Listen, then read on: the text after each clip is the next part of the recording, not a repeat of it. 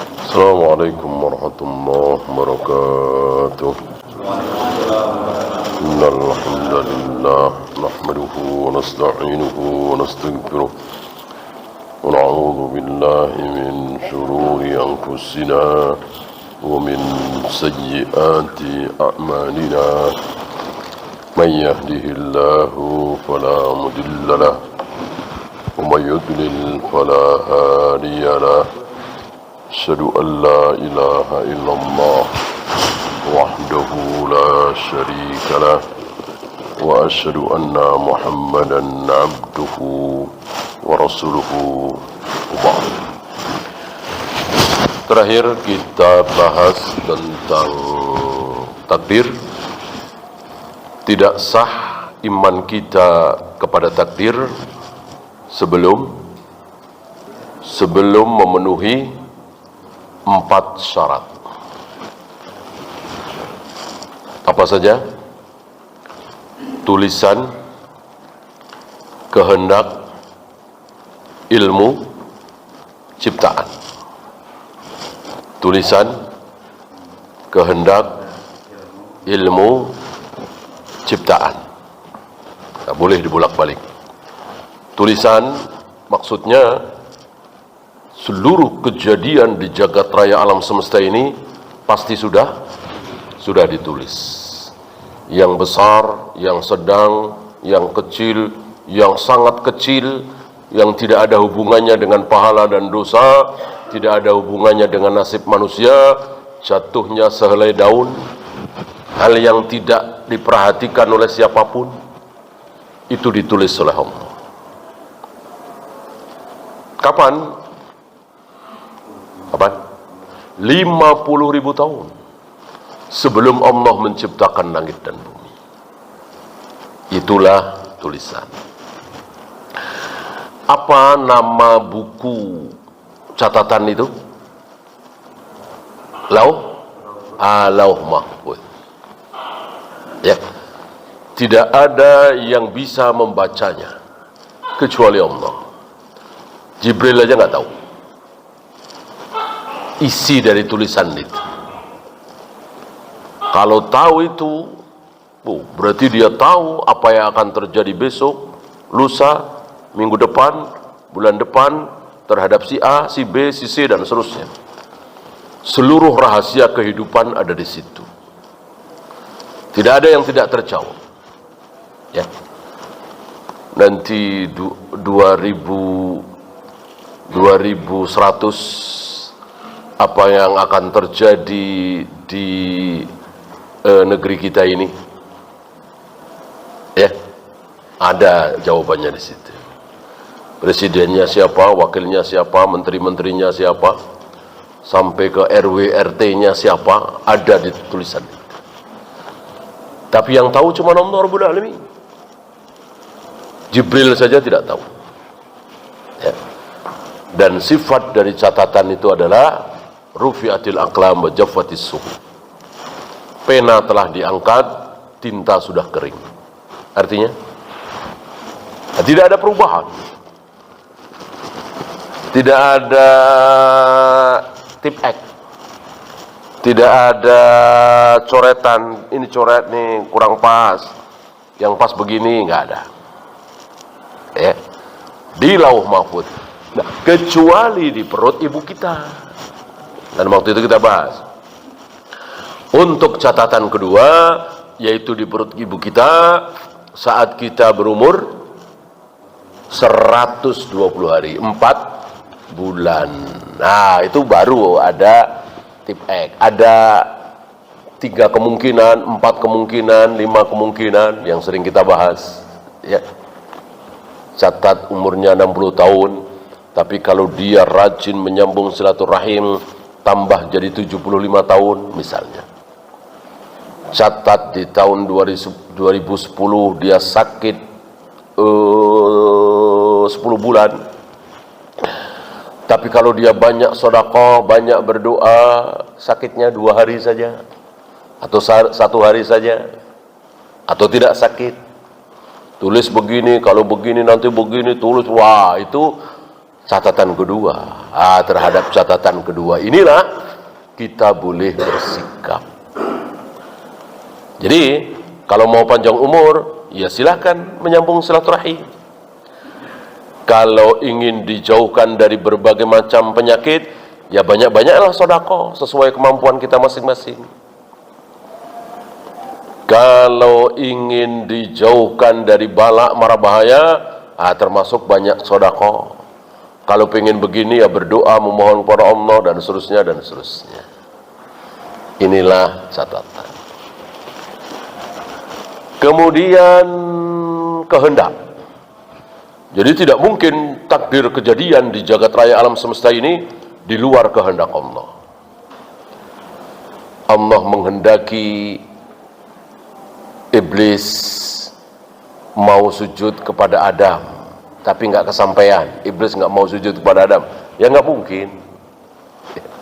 Jadi iblis tidak mau sujud kepada Adam, itu kehendak Allah.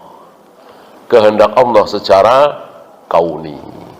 Jadi kehendak Allah ada dua, kauni dan syar'i. Kalau secara syar'i, syariat, Allah menghendaki iblis sujud kepada Adam. Orang nyuruh kok, masa nyuruh nggak menghendaki? Ya, kamu besok hari Senin datang ke rumah saya ya. Tentu saya menghendaki si fulan datang ke rumah saya hari Senin. Orang saya ngomong seperti itu. Tapi akhirnya datang atau tidak, itu kauni namanya. Itu kehendak Allah yang pasti terjadi. Paham ya? Ya kalau kita kehendaknya bukan kauni, kan nggak mungkin kehendak kita pasti terjadi. Adapun kehendak Allah pasti terjadi. Itulah kehendak kauni. Ya. Allah menghendaki kemudahan. Yuridullahu bikumul yusra wa la yuridu bikumul usra. Allah menghendaki kemudahan, Allah tidak menghendaki kesulitan. Kehendak apa? Syar'i. Pasti terjadi? Belum tentu. Berapa banyak kaum muslimin yang memilih kesulit, bukan milih mudah. Allah menghendaki kemudahan. Kalau hujan nggak usah ke masjid, udah sholat aja di rumah, sekali-sekali berjamaah dengan anak istri. Ini enggak, nyari payung, nyari daun pisang, nyari plastik. Padahal Allah menghendaki kemudahan.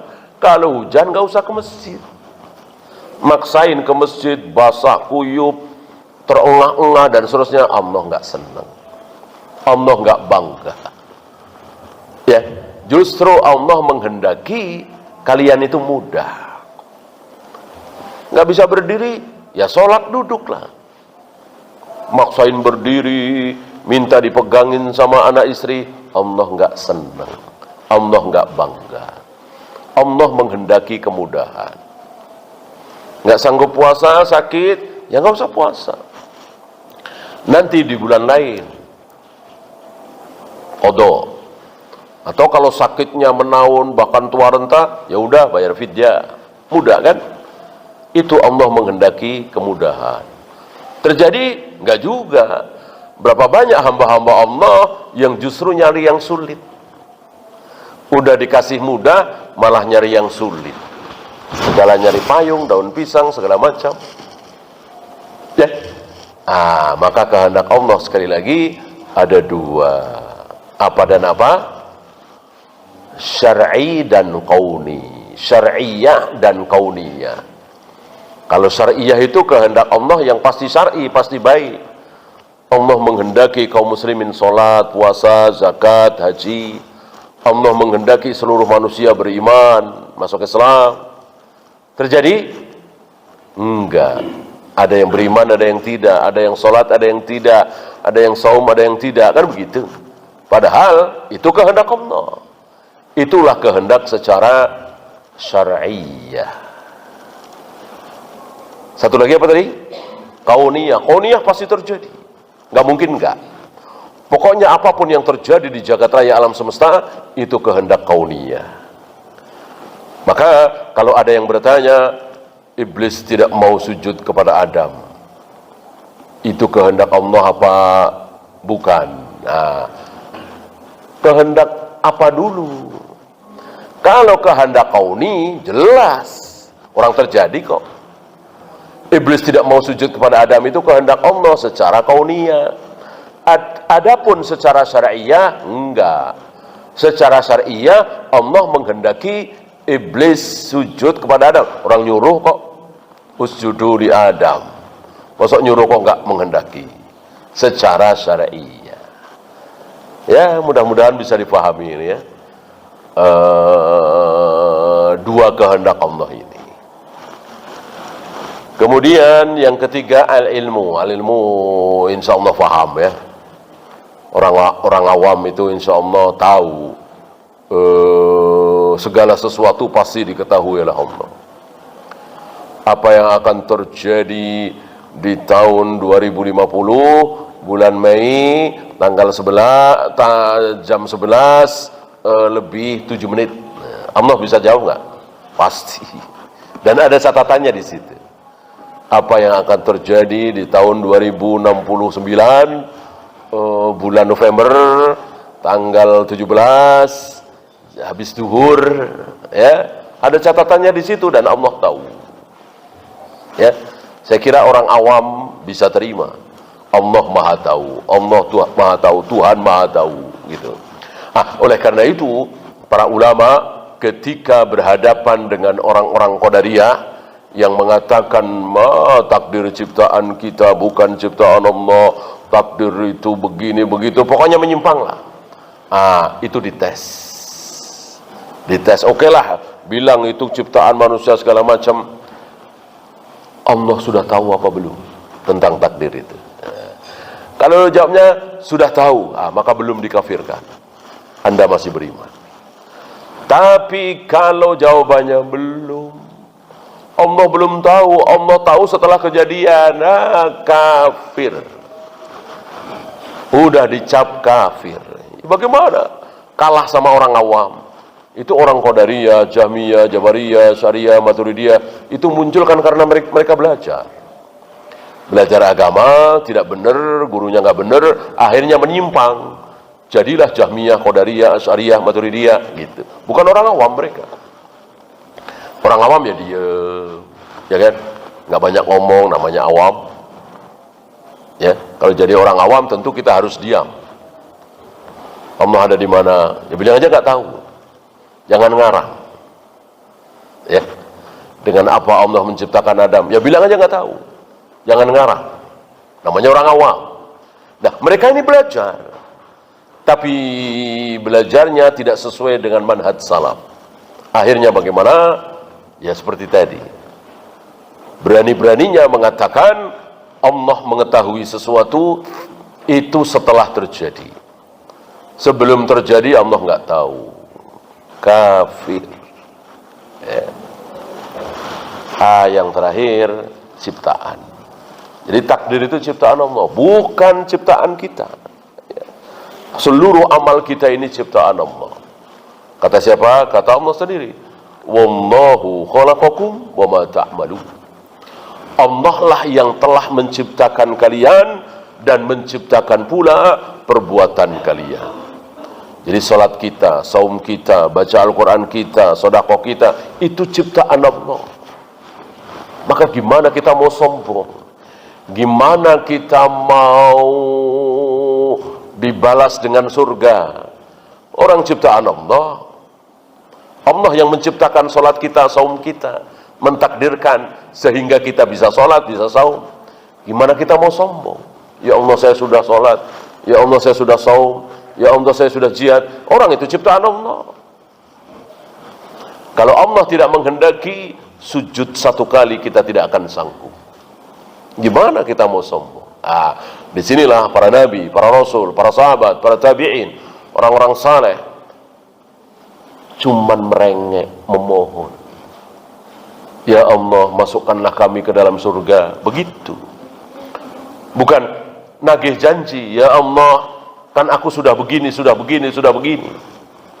Mana balasannya? Enggak pantas. Ya. Lagian kalau mau hitung-hitungan udah kebayar.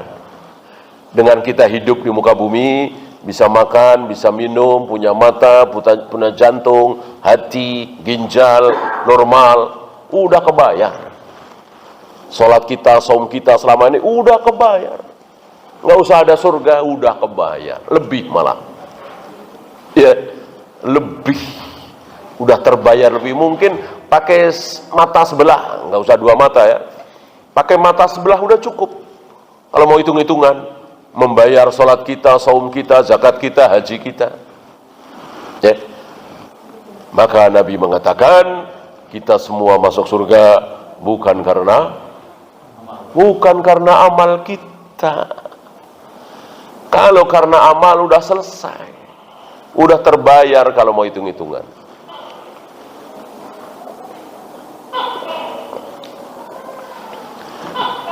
Ya, kita tinggalkan tentang takdir.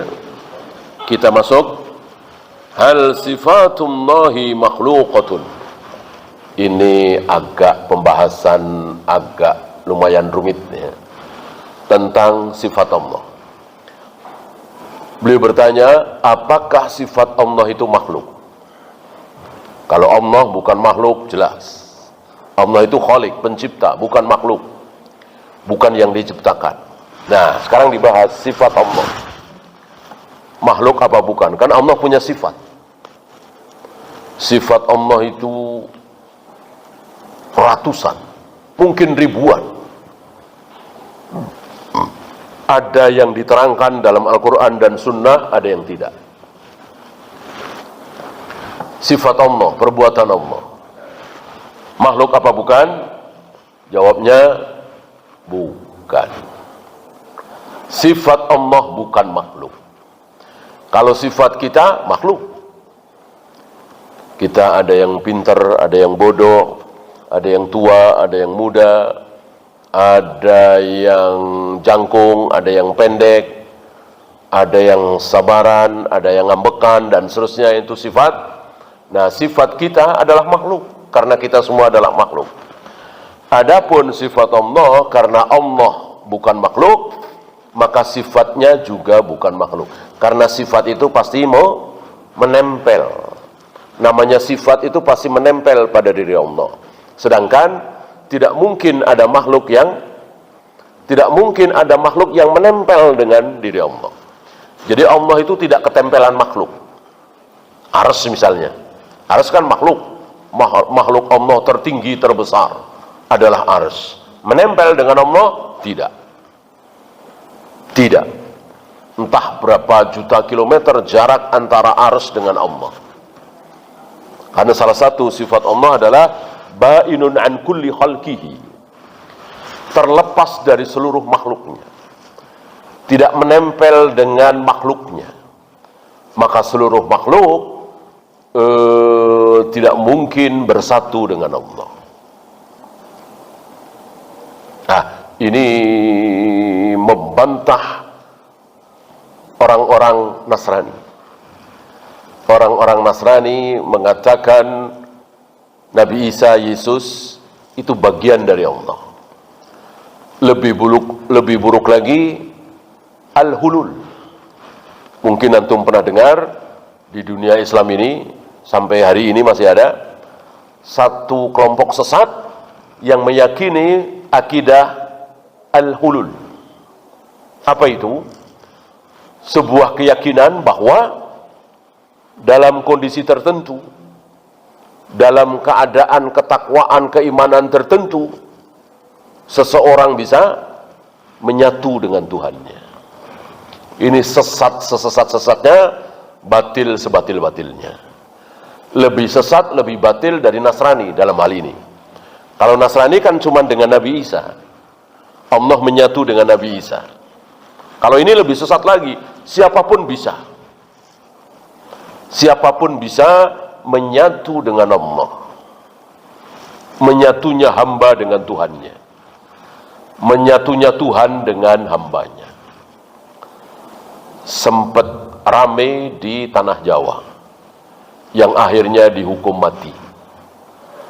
Syekh Siti Jenar kan dihukum mati oleh 9 dai itu, ya, karena sudah menyimpang, sudah betul-betul menyimpang.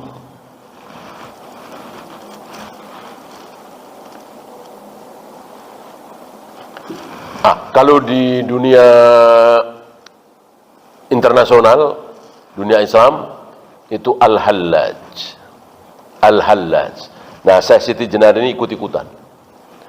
Jangan sampai kita ikut-ikutan. Wajib kita meyakini seyakin-yakinnya bahwa Tuhan tidak mungkin menyatu dengan siapapun. Tidak mungkin menyatu dengan apapun. Allah sendirian berada di tempat tertinggi, jauh di atas ars, sedangkan ars itu tertinggi. Tidak ada satupun makhluk yang sejajar dengan ars. Maka langit ketujuh, langit keenam, 5, 4, 3, 2, 1, bumi, matahari, bulan, planet ini, semua berada di bawah ars. Arslah yang paling tinggi. Allah jauh lebih tinggi dari ars. Dan sifat Allah sekali lagi bukan makhluk. Apa di antara sifat Allah? Di antara sifat Allah adalah berfirman, berkata. Istilah kita ngomong, bicara.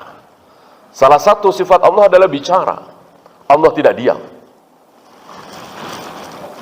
Bisautin wa harfin, dan bicaranya itu dengan huruf, dengan suara. Ada suaranya. Suara Allah itu didengar oleh Jibril. Suara Allah, firman Allah dibagi dua. Yang diwahyukan dengan yang tidak diwahyukan. Yang diwahyukan sampai ke kita. Ada Al-Fatihah, ada Al-Baqarah, ada Ali Imran, ada An-Nisa, ada Taurat, ada Injil, ada Zabur. Dulu ya, yang masih asli. Adapun sekarang sudah tercampur dengan ucapan manusia, kecuali Al-Quran. Khusus Al-Quran, Allah menjamin, inna nahnu nazzalna dzikra wa inna lahu lahafidun. Aku sendiri yang menurunkan Al-Quran, dan aku sendiri yang menjaga Al-Quran. Istilahnya, Allah nggak butuh Bukhari, Allah nggak butuh Muslim, Abu Daud, Nasai, Tirmidzi untuk menjaga keaslian Al-Quran. Kalau hadis butuh, bukan Allah yang butuh ya. Artinya kita semua butuh Bukhari, Muslim, Abu Daud, Nasai, Tirmidzi untuk menjaga keaslian sabda Nabi. Jika tidak ada Bukhari, Muslim, Abu Daud, Nasai, Tirmidzi, Ibnu Majah, entah sabda Nabi sudah tercampur dengan ucapan manusia, sudah nggak karu-karuan. Alhamdulillah ada Bukhari, ada Muslim, ada Nasai, ada Ahmad, ada Abdul Razak dan seterusnya yang menjaga keaslian sabda-sabda Nabi. Itulah hadis. Adapun Al-Quran nggak perlu. Untuk menikmati keaslian Al-Quran, kita semua tidak butuh Bukhari, Muslim, Abu Daud, Nasai, Tirmidzi, asbab nggak perlu. Allah sendiri yang langsung menjaga Al-Quran. Kan Al-Quran tanpa sanad. Kalau hadis-hadis Nabi harus dengan sanad kan. Bukhari dengar dari siapa? Si A. Si A dengar dari siapa? Si B. Si B dengar dari siapa? Si C. Si C dengar dari siapa? Abu Hurairah. Abu Hurairah dengar siapa? Rasulullah. Nah, A, B, C, D, E ini betul-betul diteliti. Kejujurannya, kekuatan hafalannya, keadilannya, kedobitannya, kesikohannya. Bahkan ada yang merawikan hadis, dia ngasih makan binatang ya, biar binatang itu mau ngikutin dia ya. Dia kasih makanan gitu, hijau-hijau rumput atau daun apa, supaya kambing itu ngikutin dia. Begitu ngikutin, itu daunnya nggak dikasih, makanannya nggak dikasih ya. Ini ketahuan oleh orang-orang perawi hadis, coret. Ya. Ini kalau meriwayatkan hadis jangan diterima. Ya, dia bohong. Walaupun yang dibohongi kambing. Gimana membohongi manusia? Ini luar biasa para ahli hadis dalam memelihara keaslian sabda Nabi. Ya, segitu saja ditolak. Apalagi betul-betul bohong. Adapun Al-Quran enggak. Tanpa sanad, tanpa rawi, tanpa perawi-perawi hadis. Dari zaman Nabi sampai hari ini dan sampai hari kiamat kelak insyaallah tidak berubah. Seayat pun, jangankan seayat, sekalimat, bahkan sehuruf yang tidak merubah arti. Wa dengan fa, ini kan nggak merubah arti, tetap ketahuan ini fa apa wah. Luar biasa. Ya, Allah sendiri yang menjaga keaslian Al-Quran. Oleh karena itu Al-Quran dari Al-Fatihah, Al-Baqarah, Ali Imran, An-Nisa terus sampai Anas betul-betul firman Allah, tidak tercampur dengan ucapan siapapun. Nah, pembahasan kita, apakah Al-Quran yang merupakan firman Allah itu, ucapan Allah itu makhluk apa bukan? Jawabnya bukan. Kalau makhluk kan diciptakan. Ini enggak diciptakan. Orang menempel di diri Allah, ucapan Allah didengar oleh Jibril langsung. Jibril sampaikan kepada Rasulullah alaihi salatu wasallam persis. Jibril mempunyai kekuatan hafalan luar biasa, Rasulullah juga mempunyai kekuatan hafalan luar biasa. Diikuti para sahabat, hafalannya juga luar biasa. Walaupun para sahabat tetap menulis, langsung ditulis. Jangan mengira bahwa Al-Quran ini ditulis setelah sekian tahun, enggak. Turun ayat, tulis. Turun ayat, tulis. Turun ayat, tulis. Di samping dihafal. Ada yang nulis di pelepah kurma, ada yang menulis di kulit-kulit binatang. Ya, walaupun sangat sederhana, sudah ada ayat tulis. Alat tulis seperti sesuai dengan zamannya.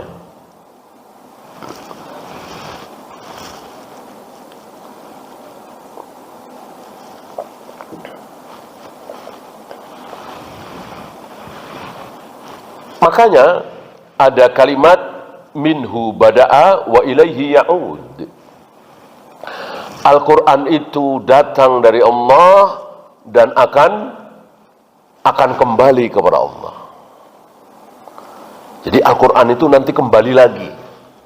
Artinya tidak ada di muka bumi ini. Di zaman Nabi sudah ada, tapi cuma beberapa ayat. Kalau tidak salah pernah saya sampaikan di majelis ini bahwa Umar mengulang hafalan surat Al-Furqan, kok ada yang hilang gitu. Kok ada yang hilang gitu. Kok dulu lebih banyak, kok sekarang lebih sedikit. Umar merasa hilang hafalannya beberapa ayat. Maka Umar datang kepada Abu Bakar, mengadu kepada Abu Bakar bahwa hafalan surat Al-Furqanku banyak yang hilang. Tolong nanti dicek ya. Dibacalah oleh Umar dari awal sampai akhir. Kata Abu Bakar, betul sama. Aku juga seperti itu. Aku juga tinggal segitu. Aku juga hilang. Aku merasa hafalan surat Al-Furqanku dulu banyak. Kenapa jadi sedikit? Lalu Abu Bakar dan Umar datang pada Nabi alaihi salatu wassalam. Kalau Nabi nggak mungkin lupa dong. Kenapa? Kenapa? Karena sudah dijamin oleh Allah, sanuqri'uka fala tansa. Akan kami bacakan ayat-ayat Al-Quran itu kepada engkau ya Muhammad, dan aku jamin engkau nggak bakalan lupa. Ayat ini turun setelah Nabi ketakutan, khawatir lupa. Ya kalau lupa ya udah habis lah. Nggak ada yang bisa bantu Nabi, kan yang dengar pertama kali cuma Nabi. Maka kalau turun ayat, misalnya 10 ayat ya, atau 15 ayat, Jibril baca seayat, Nabi langsung ngikutin. Jibril baca seayat, Nabi langsung ngikutin. Takut lupa. Lalu Allah mengatakan, tunggu sampai Jibril selesai, baru engkau ikuti. Sanukri'uka falatansa, aku jamin engkau tidak akan lupa. Abu Bakar dan Umar yakin betul Rasulullah nggak mungkin lupa. Maka Abu Bakar dan Umar datang kepada Nabi alaihi salatu wassalam, ya Rasul, kami dulu hafal surat Al-Furqan banyak, sekarang banyak yang lupa, banyak yang hilang. Kata Nabi, coba baca. Dibaca oleh Abu Bakar, Umar, mungkin satu-satu ya, dari awal sampai akhir. Kata Nabi, sama, aku pun tinggal segitu. Ya, lah sisanya kemana? Kembali kepada Allah, diangkat. Apa istilahnya? Mansuh. Jadi ada beberapa ayat Al-Quran yang mansuh. Mansuh ada 3 jenis. Ini salah satu jenis. Mansuh itu dihapus. Ya. Ada yang mansuh lafadznya, tapi hukumnya masih ada. Seperti ayat-ayat tentang rejam. Dulu ada ayat Al-Quran yang menyuruh kaum muslimin untuk merajam. Habis itu diangkat oleh Allah. Apanya? Lafadznya. Adapun hukuman rajam masih ada, masih berlaku sampai hari ini. Jika satu negeri menerapkan syariat Islam dengan baik dan benar, tentu ada syariat rajam bagi orang yang berzina. Dulu ada ayatnya itu. Kalau tidak salah, asy-syaikhu wasy-syaikhatu idza zanayat farjumuhuma albittah. Laki-laki tua dan perempuan tua, maksudnya sudah nikah, apabila berzina maka rajamlah. Dulu ada ayat seperti itu, sekarang udah nggak ada lagi. Diangkat, dan itu kehendak Allah. Ini mansuh jenis pertama, lafadznya hilang, hukumnya masih ada. Mansuh jenis kedua terbalik, lafadznya masih ada, tapi hukumnya sudah tidak ada. Apa misalnya?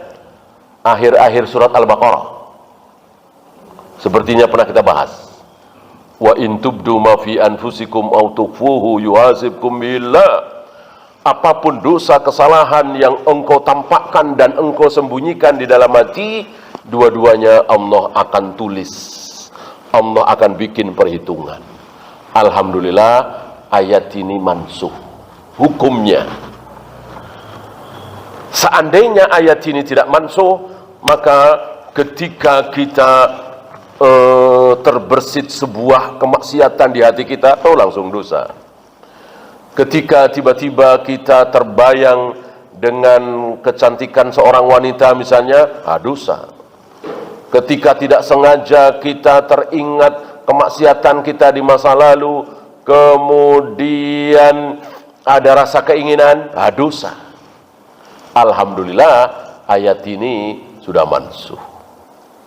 Berarti ketika terbayang di hati kita tentang ini habis itu hilang lagi, alhamdulillah nggak dosa. Kenapa? Karena ayat itu sudah mansuh. Apanya? Hukumnya. Adapun lafadznya masih kita baca kan, wa in tubdu ma fi anfusikum in taraka khairan alwasiliyatu. Jika kalian meninggalkan kebaikan, maksudnya harta, jangan lupa berwasiat kepada ayahmu, ibumu. Ayat ini masih kita baca di surat Al-Baqarah kan?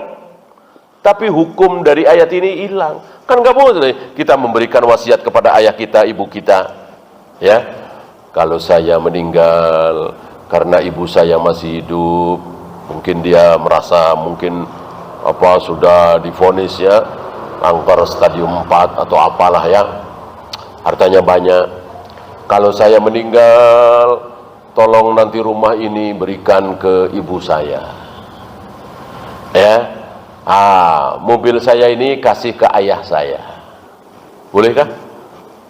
Bolehkah? Tidak boleh. Kenapa? Karena ayah, ibu, anak, istri, suami semua adalah ahli waris. Ahli waris tidak boleh dapat wasiat. La wasiyata li warithin, kata Nabi. Tidak boleh memberikan wasiat kepada ahli waris. Wasiat hanya boleh diberikan kepada non ahli waris. Mungkin teman, mungkin tetangga, mungkin kenalan, atau mungkin sepupu. Sepupu kan bukan ahli waris ya. Intinya saudara boleh, ahli waris tidak boleh. Kan saudara belum tentu ahli waris ya. Ada hubungan darah belum tentu ahli waris.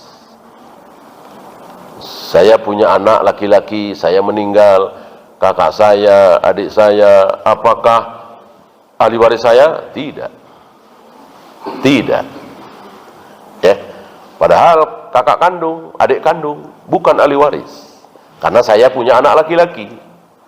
Istilahnya anak laki-laki menghalangi saudara, kecuali anak saya perempuan semua atau nggak punya anak. Saya meninggal, maka kakak saya dapat, adik saya dapat. Anak laki-laki menghijab saudara, istilahnya seperti itu.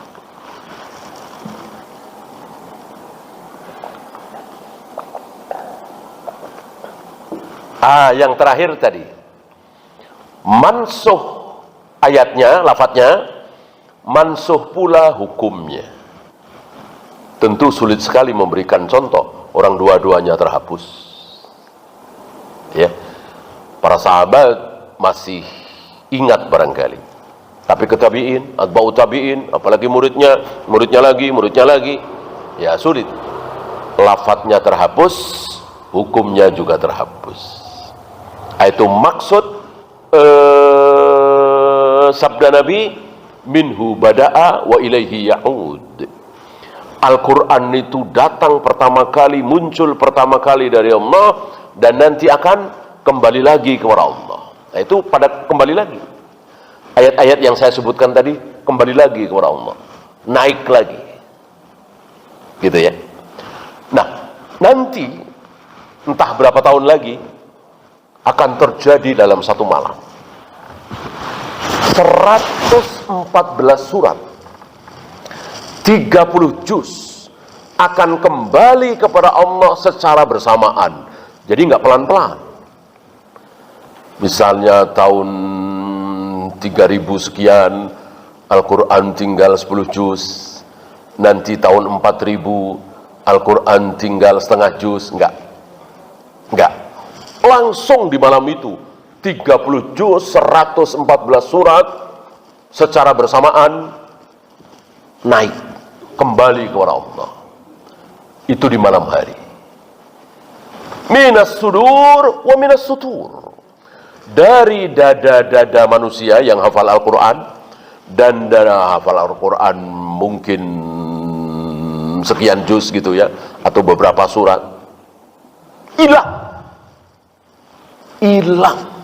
dalam satu malam.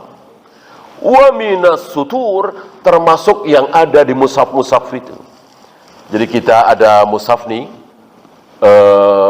malam itu masih ada tulisannya ya, Al-Quran ada tulisan, besoknya udah hilang, bayam, menjadi putih, entah tahun berapa itu ya.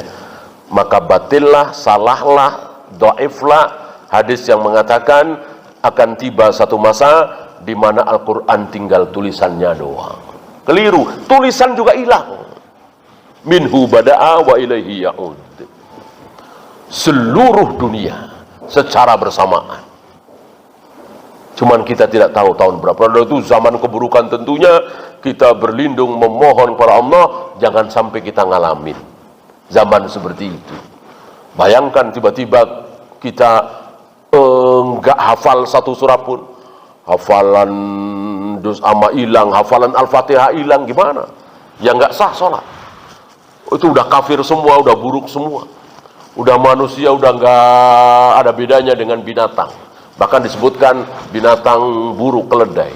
Manusia udah seperti keledai liar. Itu akhir zaman. Allah tidak lera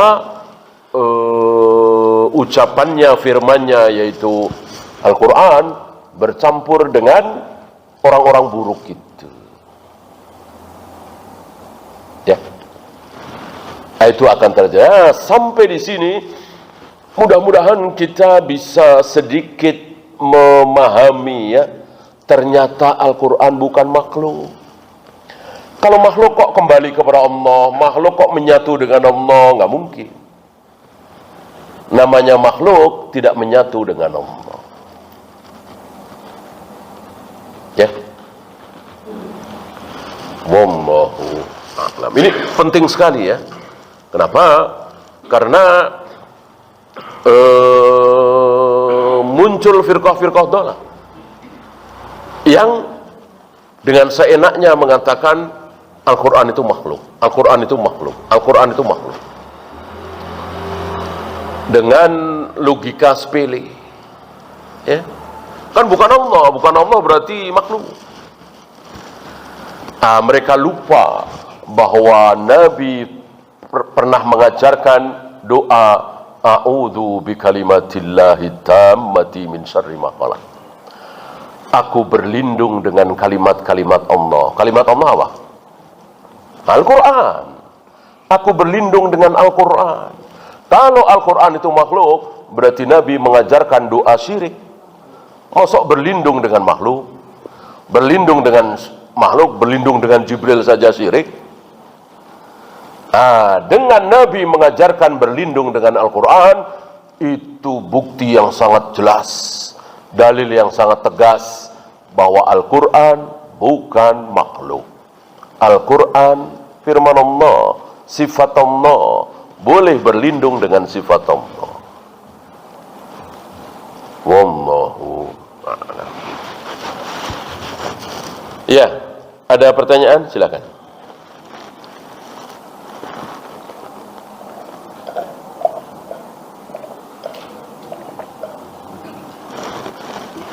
Ini sampai terjadi fitnah, ya, di zaman Imam Ahmad. Terjadi fitnah sampai Imam Ahmad itu 30 bulan lebih di penjara gara-gara ini, karena beliau tegas menyatakan bahwa Al-Quran bukan makhluk, Al-Quran firman Allah. Sementara penguasa hari itu Khalifah Al-Ma'mun terkena subhatnya Ahlul Kalam, falasifah. Salah satunya tokohnya adalah Ibnu Abi Du'ad, sehingga Khalifah Al-Ma'mun yang cinta dengan ilmu ini, beliau sangat cinta kepada ilmu, tapi sayang mengambil guru yang salah, dekat dengan guru yang salah, bukan Imam Ahmad bin Hanbal, malah Ibnu Abi Du'ad. Maka beliau memaksa para ulama untuk mengatakan bahwa Al-Quran adalah makhluk.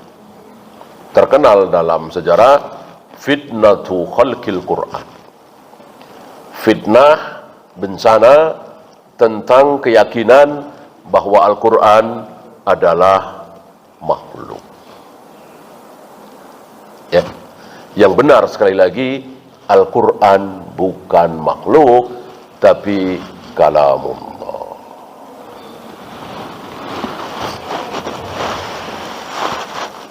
Ya, silakan. Ada pertanyaan?